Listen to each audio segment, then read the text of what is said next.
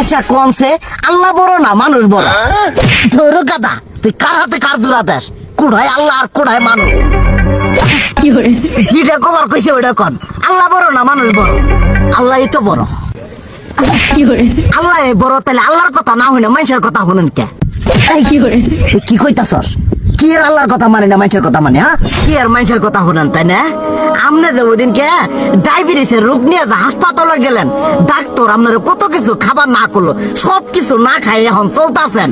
তাহলে আল্লাহ যে আপনারে কইছে যে হারাম খাবার না, সুদ খাবার না, কই আপনি তো কাম কাজ বাদ দিয়ে এলাকার আমাদের টাকা পয়সা না গায়ে খালি ওইলে দিয়েই খান। নিজেরা টেও হালাল ভাবে কামাই করেন না, ওই সুদ তো না কটা টেয়া করে লাভ আহে ওইলে দিয়ে দিয়ে চলেন আর পেটা বড় বানাইছেন।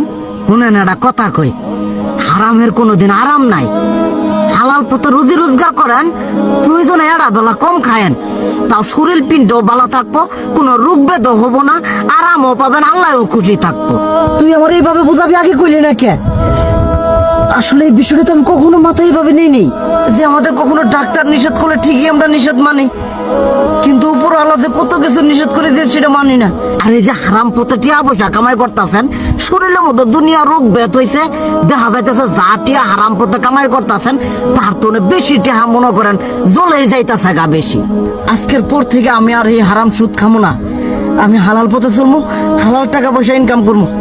এতে করে যদি একবেলা কমও খাইতে হয় তবুও খামো, তবু আমি আর এই হারাম পথে চলবো না। আচ্ছা ঠিক আছে।